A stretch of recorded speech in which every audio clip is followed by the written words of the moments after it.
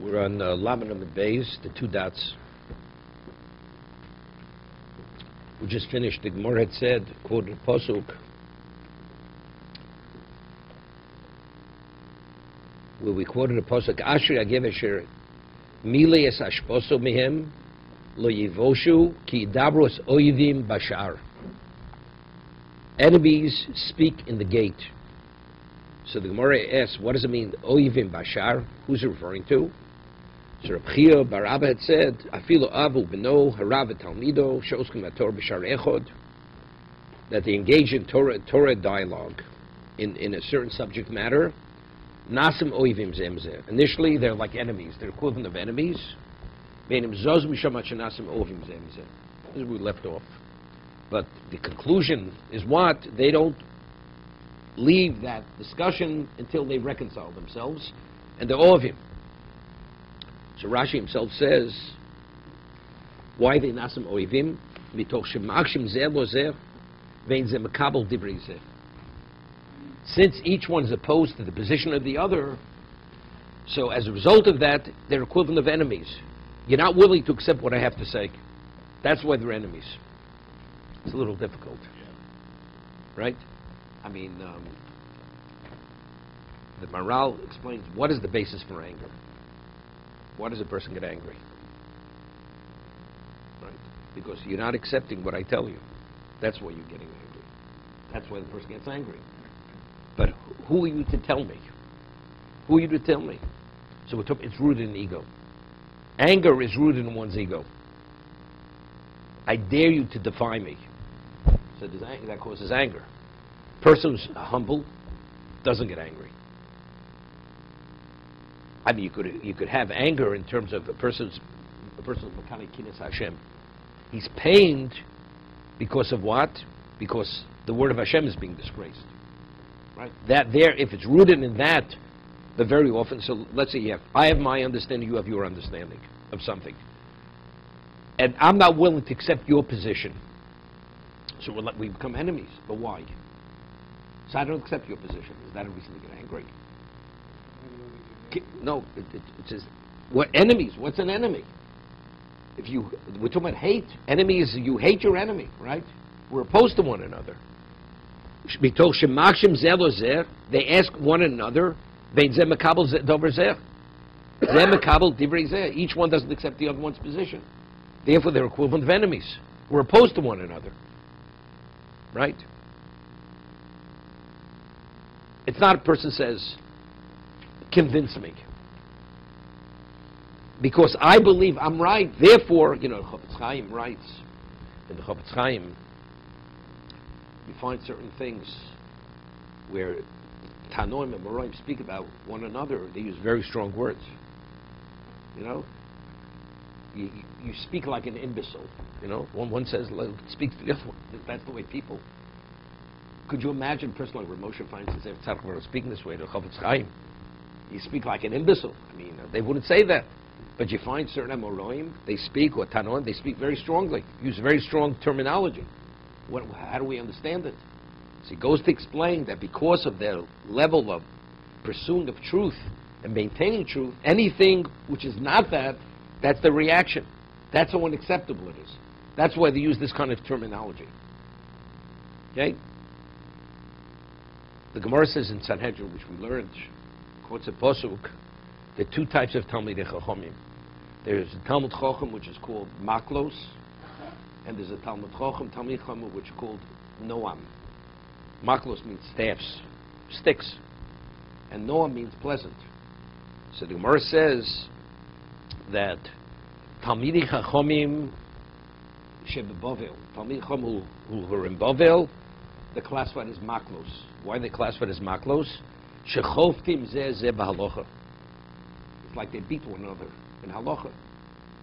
They get into a ring, and they fight it out. Talmidei Chacham shebe'eretz Yisrael nikroim noam. The Talmid Chacham in Eretz they're called pleasant. Why? Shemanimim zeh zeh b'halacha. Because pleasantly they work it out. They have a question. They have something which is difficult to resolve. They put their minds together, and in the most pleasant way, they resolve it together. They're not opposed to one another. There is not this oppositional type of position. One is opposed, so when they're opposed, it's like a war. They're maklos. Chovim zeh zeh b'halocha. Makel. No. I'm just this is the Gemara. So I once said, why in Bavel are they choftim on maklos and why in Eretzel are they noam? The Gemara says that Bavel, because it's arach de chashucha, because it's like a blackened land, it's a dark land. Therefore, to come upon truth is very difficult. So unless you really work through it, and because there's a lack of clarity, the Gemara says avir dar machtim. In Eretz Yisrael, there's a certain clarity. In Chutz La'aretz, in Bavel, you don't have that level of clarity. So really, you have to really work through it. It's like breaking through rock. So I have my understanding, you have your understanding. But in Eretz Yisrael, basically, we have a semblance of understanding. We just have to work it out. So because avir dar machtim, therefore in Eretz Yisrael, therefore it's the marim zeh zeh b'halocha. Therefore there's a noam, there's the pleasantness. We work together. Because we're nearly there, I hear what you're saying. We just have to work it out. In Bavel, which is Ar de Chashucha, the Gemara says in a number of locations, in Bavel, when they would say a svara, it's like taking an elephant, putting it through the eye of a needle. That's the Gemara says. That's how difficult it is to come up with an understanding. It's like pushing an elephant through the eye of a needle. Ar de Chashucha, it's a darkened land. Therefore it's maklos. So it seems to be Nasim Sonim Zelozeh would be Torah in Bavel. But Torah in Eretz Yisrael, we're talking, this is David speaking. David is saying, Nasim Sonim Zelozeh, right? They're Oivim Bishar. They're enemies, like enemies. They're opposed to one another. So you have to say it, you take it with a grain of salt. We're opposed. We don't accept one another's view. But ultimately, we have a meeting of the minds, and because that meeting of the minds, Nasim Oivim Zelozeh, right? They become intimate friends with one another. You know, it's interesting, the Gemara in Brochus and Abdalid, David HaMelech had a Rebbe. His name was Mephibosheth. Mephibosheth was the son of Shaul. And David says, Kodesh Baruch Hu, he says, aren't I a chosid? Why?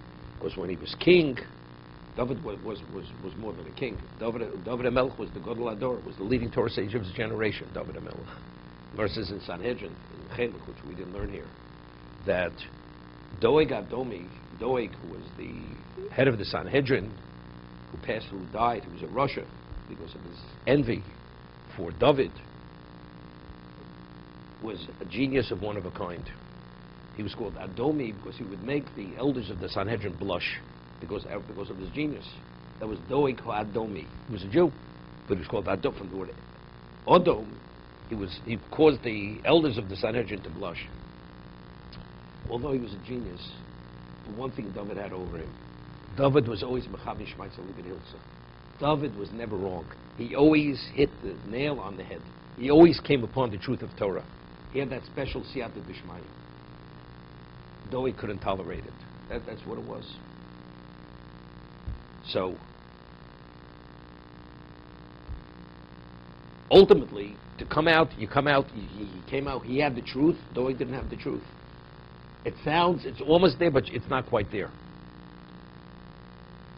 So David says, aren't I a chosid? He says, there was never a time that any ruling that I gave, whether it was regarding laws of family purity, whether it was monetary, whatever it was, where before I gave my final decision, I passed before Mephibosheth, my Rebbe. Mephibosheth, my Rebbe. And I would say to my Rebbe, Yofe Danti, Yofe Chiyavti, is my ruling correct? And very often he would tell him, you made a mistake. It's not correct. And he would accept it, and he'd be embarrassed. David would be embarrassed that he made a mistake. So he says, I'm willing to be, although I'm the king, I'm willing to be disgraced for the sake of the truth of Torah. That's what David says. I'm willing to be disgraced. So you see, it's not simple. David's referring to himself as a chosid, because I'm agreeable, I'm willing to be disgraced and admit my mistake. Therefore, aren't I a chosid? That's what David says to HaKadosh Baruch Hu. It's more brachos David. So you see, it's not so simple to swallow your ego when you're a person of prominence Prompt decision, not so simple. This is Eretz Yisrael, right? We're talking about Eretz Yisrael. So there is, even though it's not to the extreme of Bavel, that Maklos, but still there's you and there's I, right? Do I accept, do I admit that I'm not right? That's Nasim Sonim Zelvazeh. Ultimately, Nasim Ovim Zelvazeh Balocha. They Nasim Ovim, they have a meeting of the minds, they accept. They're not enemies. It's the equivalent of enemies. But I think that, couldn't you say that it's the intensity that they have this argument, that's really what it's But what's about. the argument? Rashi says, Makshim in Zeh Makabel Divrei Zeh. One doesn't accept the position of the other one. Right, that intensity is what makes it similar to enemies. Right. Of course they're not enemies. Of course they're not enemies. Right. There's no question they're not enemies. I understand that. But I'm trying to reconcile with the Gemara in Sanhedrin. It calls it Noam. Manimim, it's pleasant. There's a pleasantness. Right. I mean, there's no strain over there. No, there's a. If you go on to somebody showed me on YouTube, and you look it up. There was a Talmud of the Mir in Europe. His name was Rav Bakst. Rabbi Yehuda Bakst. Detroit. What was his first name? Leib Bakst. Rav Bakst. He was one of the best Talmud students of the Mir Yeshiva in Europe. Exceptional. And there's a video of him and Rav Shmuel Birnbaum at a wedding. At a wedding. And what do two people like that speak? They speak about something in the Gemara. And Rav Leib Bakst says something. And Rav Shmuel Birnbaum makes a comment back. You have to watch this. And it goes back and forth, and it gets heated. Till Rav Leib Bakst is so can't accept what Rav Shmuel Birnbaum was saying. He picks up a chair and he throws the chair at him. These are two people in their 70s. They're in their 70s at this age. You take a look at this video. It's unbelievable. How intense the discussion became, where he's pushing a chair, he nearly at a wedding. They're at a wedding together. Right? But I'm just telling you, this is what went on. Okay? There's Nasim Sonim Zelozeh. No, he admitted he was wrong. But to agree that you're wrong, to swallow that, so that's why he's saying is a chosid. So you see, it's not so simple to admit that you're wrong. Even in Eretz, even if you're Dovrei Melech. David is saying I'm a chosid because of that. Further, how many times Rav Shach, if you read about the story about Rav Shach was phenomenal. And he would say a shir, and a student would ask a question. And after he prepared a shir, and he's halfway through the shir, Rav Shach would close the Gemara and walk off. Admit that he made a mistake. You know what that takes? Talking about a person who's a yeshiva of the largest yeshiva in Israel, and in the presence of young students, close the Gemara, walk off, and says, I admit I made a mistake. It's not simple.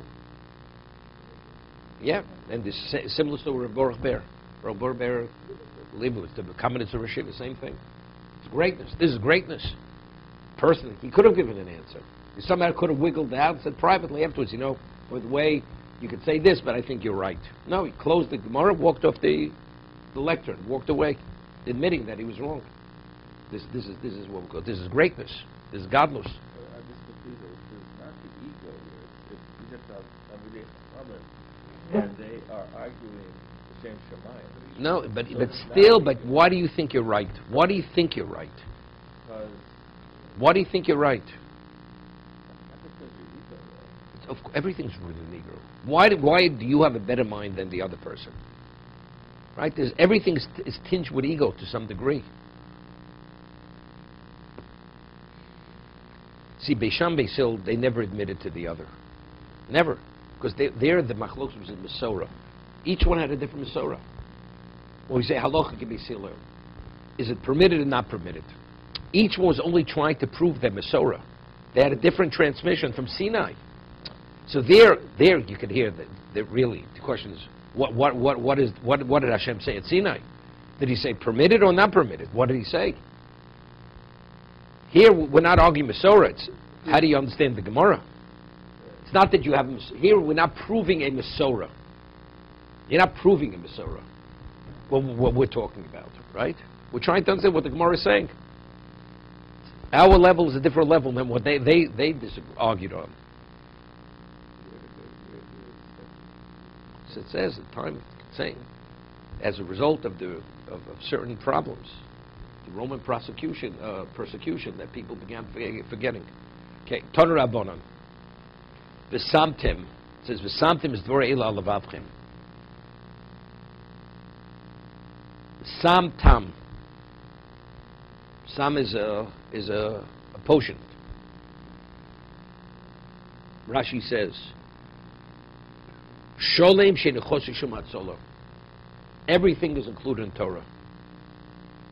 Torah addresses every problem that exists in existence. Here, Samtam. It's the ultimate.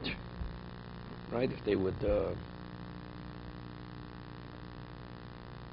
right? This is without the FDA. Samtam. Nibshla Torah b'Sam Chaim. Torah is the equivalent of Sam Chaim. Moshel Odom Shika es beno. Now there's the person who he hits his child. Maka Gedola. Really gave him a beating. It has a negative effect on him. The child's health has been compromised because the father physically hit him. V'niach lo riti al makoso. And he applies a riti, some kind of salve.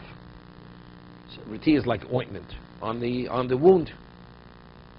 V'amalo, and the father says to the son, Beni, kol zman sharadia haritiya zu al makoso. As long as you have this ointment, this remedy on your wound, echol masha noscho. You could eat whatever you enjoy, whatever you have pleasure from. Say masha noscho. You drink whatever you have pleasure from. Urchotz bein b'cham bein b'tzorin. You could wash, whether it's hot water, cold water. Ve'nato misyorek. And you have nothing to be concerned that your health will be compromised. As long as you have this potion on this ointment on your wound. However, matom aviro. But if you don't apply that ointment, harehi male numi. It'll cause numi. I don't know what the word numi means. Numi normally means it'll cause you to be to fade out. What? Okay. Kacha Kodesh Baruch Hu Omelem Yisrael. Bonai. Hashem says to close of my children. Borosi Yetzarah Borosi Lo Torah Tavlim. This is the famous Gemara. I've created the evil inclination, and I've created Torah as its antidote. Now this is important. V'matem oskim b'Torah, einatem nimsorim biyodo. If you engage in Torah study, you will not be given over into his hand. Shenema aloim teitiv says, I just want to bring out a point. Person says, I study Torah yet, I'm affected. But if Barasi it's a Barasi Torah Tavlin, so why am I affected by the Yitzhara, my evil inclination? Now, it doesn't say Imatem lomdim Torah, Imatem oskim Torah. Right? You have to be engaged. If you're fully engaged in Torah study, the Yitzhara will not affect you. Imatem oskim, not if you study Torah. The person says, this past Yom Kippur he made a commitment. Every day he will learn, and he has a sefer on his night table. Every night when he the words actually are floating before his eyes. That's how tired he is. He makes his commitment. 15 minutes he reads the sefer, then he falls asleep. That's Torah. That's oskim Torah. He's engaged in Torah study. Do you do a business deal that way? Right? You're fully engaged, fully immersed in it. Your mind is fully occupied. If you're fully occupied and consumed with the Torah that you study, then it'll protect you. Then the person's spiritualized. You don't have to worry about the Yetzirah.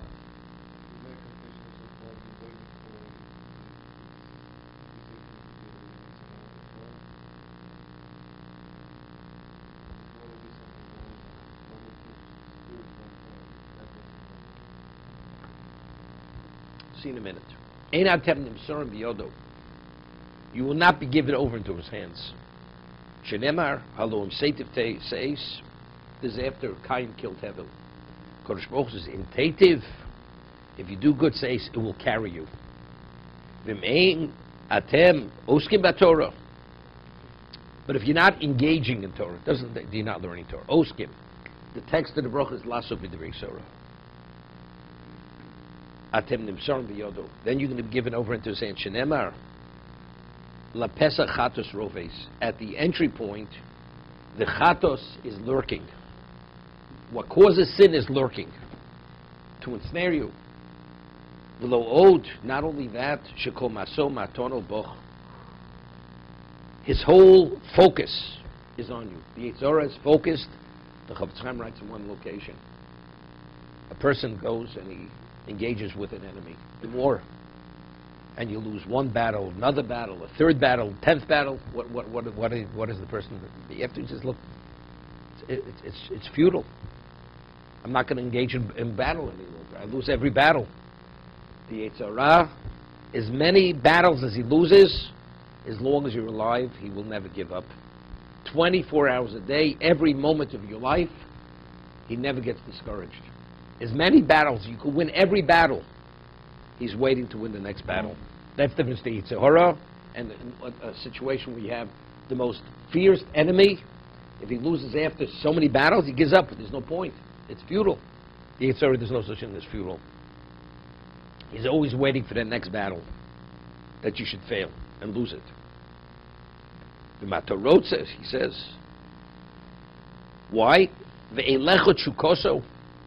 Elecho chukoso, to you is his desire.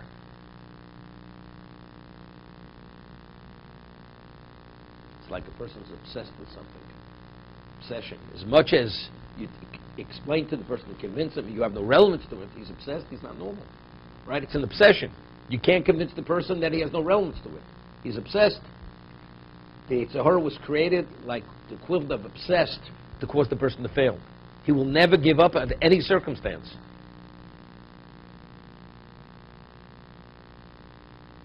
V'matorotzer atot Moshe bo. But if you want, you could dominate him. Shenemar v'ata totim shol bo. But it's interesting. Atotim shol doesn't say you'll destroy him. You can control him. You can control the Yetzer Hara.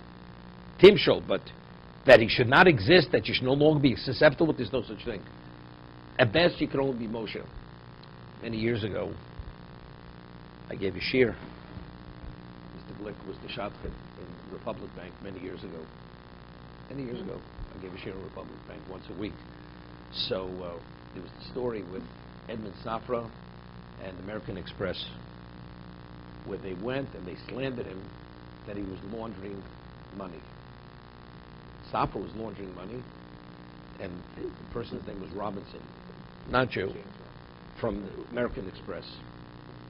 So the court ruled a penalty that he has to give $10 million, Robinson, to the charity, and the charity. So he was such an anti-Semite, this Robinson, so he gave it to the Red Crescent, gave it to the Arabs. Yeah. So there was a book written on this. There was a book written on this whole story between Safra and American Express. So the one who mediated between two of them to make peace was a person who headed one of the divisions of the bank. And he's the one who actually brokered the deal when they sold Republic Bank to HSBC. His name was Jeff Kyle. Jeff Kyle. And the share I used to have was in his boardroom, the share that I gave at the bank. So one day, wasn't a religious man at all, Jew. So he calls me and he says, I want to ask you a question. Do Jews believe in forgiving? Do Jews forgive? Of course. So he says, so why is Edmund Safra not agreeable to forgive this guy Robinson? The man is willing to pay. The man said he's sorry. He's not willing to forgive. Why? He says Edmund wants to kill him. He wants to destroy him. Why? We Jews believe in forgiveness. We forgive people. We want to be forgiven. We should forgive. That's what he said. Talk about this person, Kyle, is an assimilated Jew. So I said to him, I said, Jeff, I want to explain you something. I said, you grew up in the United States. You're an assimilated Jew. You don't even know what anti-Semitism is. I said, Edmund grew up in Lebanon.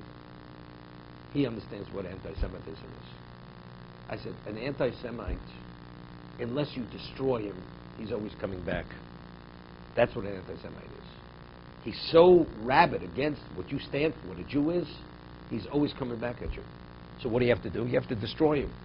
You don't understand what anti-Semitism is. Therefore, for you, forgive, but you don't realize the moment you take your foot off his neck, he's up against you again. That's what I told him.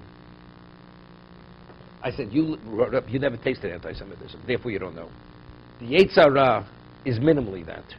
Minimally that. Elecha Chukoso.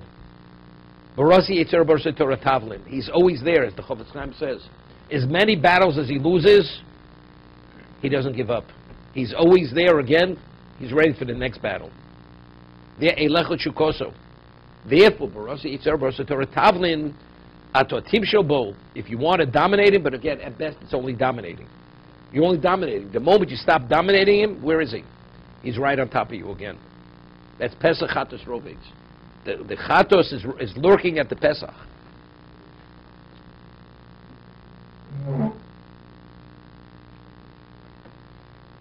Ton Rabbanon. Koshi Yetzer Hara. Shafilu Yotzer Korora. The Yetzer Hara is so bad that even HaKadosh Baruch Hu, when he quantifies the inclination, he calls him Ra. Shenema ki Yetzer Lev Adam Ra min Urav. The inclination of man is evil min Urav. So the Gemara says, Gemara Sanhedrin, B'sheninar mimei imo. From the moment he's cast from the womb of his mother, he's already Ra.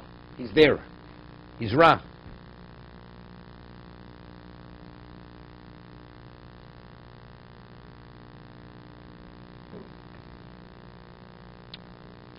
There's a Maral. The Maral says something phenomenal. It says, Yetzer Lev Adam Ra min Urav. What do we learn from there? So the Maral says, we had the Maral in the Derech Chaim on Pirkei Avos. It says a phenomenal principle. Why is he only Ra min Urav? Misheninar me'imo. The Yetzer Hara only affects the child only after he's born. Why not in utero? Why not before he's born? Right? I'm going to tell you what the Maral says, not what Elisi says or what Howard says. Okay? So the Maral says, what is a child before he's born? He's not complete yet. The Yetzer Hara only could not affect the person only once he's complete. So when he's born, he's complete. That's Yetzer Lev Adam Ra min Urav. Mishenira me'imo. Once he's born, he's a complete entity. Now the Yetzer Hara can dominate the child. So Maral says, Howard shaking his head. Okay, you don't have to remember what I said. Remember what the Maral says. So Maral says, so we see from here, what about if a person lives his life like he's not complete? You live your life and you're striving because you're not complete. Let's say in Avodas Hashem, serving God.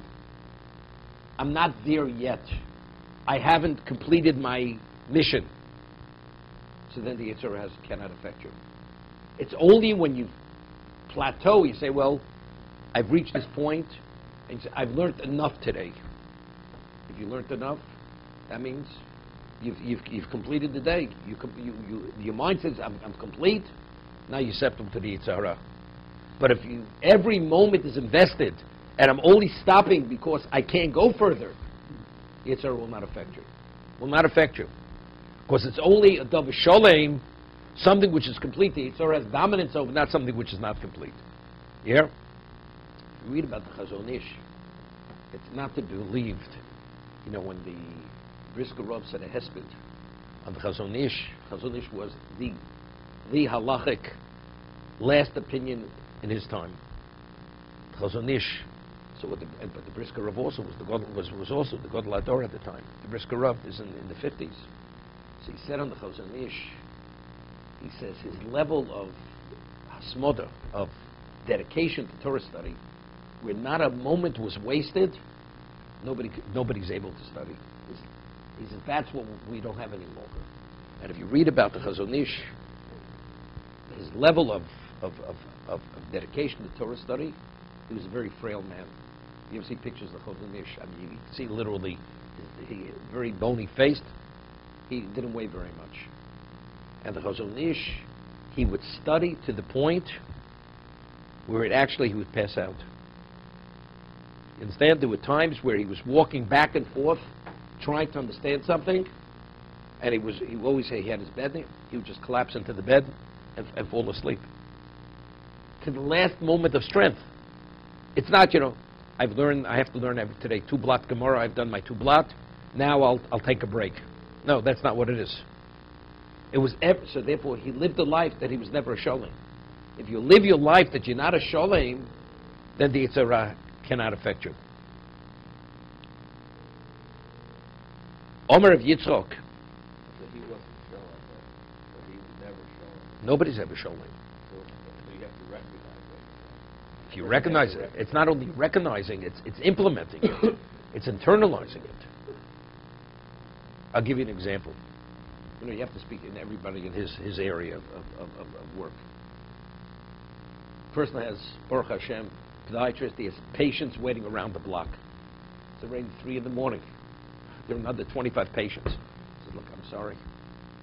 Come back tomorrow. I don't have strength even to lift the scalpel any longer, to do the procedure. I can't. I need a few hours sleep. I'll be back tomorrow morning after 3 hours sleep. So why did you stop working? Because you finished the day's work? No, you can't go further. Right? So if you address your spirituality in a similar vein, the day is never finished. Never finished. I just can't go beyond. I have to take a break because I can't continue. That's the way Lahavdil, the Chazon Ish, invested his life in regard to his spirituality. But Ernie's praying for that day when he's able to tell the people come back tomorrow. Okay.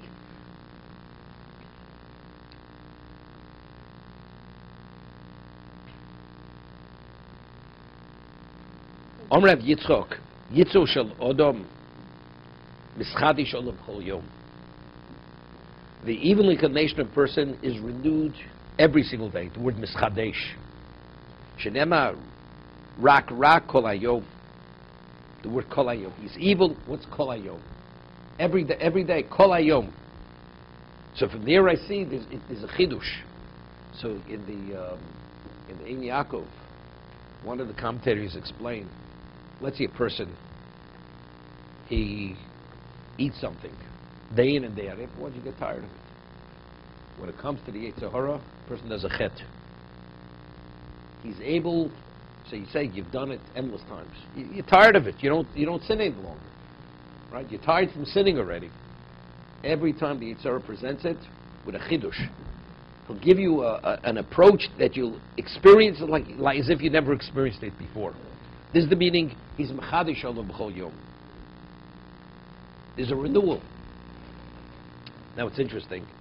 The Gemara in Sukkah, the print says, you see, he has it in the brackets. Omer Reb Shimon ben Levi. See, see, if it's written as abbreviation, Reb Shimon ben Lakish, right? Abbreviated is Reishin Beis Lamed. So in Sukkah, the same statement is Reb Shimon ben Lakish. He has it in the brackets in the margin. You see it? Reb Shimon ben Lakish. But over here it's Reb Shimon ben Levi. Yitzu shel Odom is Gaber lo b'chol yom. Umevakish hamiso. You hear this? The Yetzer Hara of a person overpowers him every day and wants to kill him. Now, so over there, the commentary in the Ein Yaakov says, what's the difference between Mizgaber and Mischadish? What's the difference between Mizgaber and Mischadish? Not in the words, in the application. It says, as I said, person sins. And you have a desire to sin. But over time, you get tired of it. So he gives you the chidush. There's certain averos, person has no interest, for instance, Shabbos. Torah says you're not permitted to wear a combination of wool and linen. What? Person has a desire to wear Shabbos? Food. A certain species, not a kosher species. Person has a desire to eat it, so you're drawn to it. So there, that's mischadish. You have a desire, but even if you have a desire, after a while, you tire of it. So the chidush is, you never tire of it. But what about something you never have a type of? You never have a desire for it. Shatnez. You have a desire for shatnez, right? Or a person, Markulis, the way they served it, you take stones and you throw it at the idol. You have a desire to throw stones at an idol? You have no interest in this. The answer, that's mizgaber. Even though you have no interest, no desire, sometimes it convinces that's something you should try. You should try it. That's the mizgaber. Okay, so it's the mischadish mizgaber. So I once said, it says, Asher nochim tzavcha hayom. So Rashi brings, and there are a number of psukim which tell us, Yu beinecho kechadoshos. That when it comes to Torah, it has to be as if it was given today at Sinai, as if it's new. What do you need a newness in Torah? Every time you study Torah, it has to be new. So you say, well, because you realize if you don't have that freshness, that newness, you lose interest. But the Torah is revealing this. It's something that seems to be unique to Torah. It's unique to Torah. It's not because if it would be with that understanding, it's true regarding anything in life. Anything in life, if you lose interest, you just pass on it, right? But the Torah is speaking, Asher nochim tzavcha hayom. Today, you have to experience Torah as if it was given today at Sinai. You benecho kechadoshos. What do you need the chadoshos? So what I said was, it's not because you lose interest. When the Yetzer Hara approaches a person, how does he approach you? Mischadish shalom chol yom. So if we say barasi Yetzer Hara, barasi Torah tavlin, that the only antidote for Torah is for the Yetzer Hara is Torah, he approaches you with a chiddush. I'm going to give you an understanding and an experience one of a kind, as if you never experienced it before. And you study your Torah as if it's old hat, as if it's something which is old. You understand? You have to approach the Yetzer Hara with the same energy level of revering it as if it's something special. So if you approach it with that same newness, then it's what we call zelu mazeh. Then you could pit one against the other. But if he comes to you with a chidush, and your involvement is not as if it's kechadoshos, you're not going to dispel him. It's not going to be a sufficient antidote. Therefore, he will affect you. That's the reason why it's yu be'enecho kechadoshos, specifically in regard to Torah. What?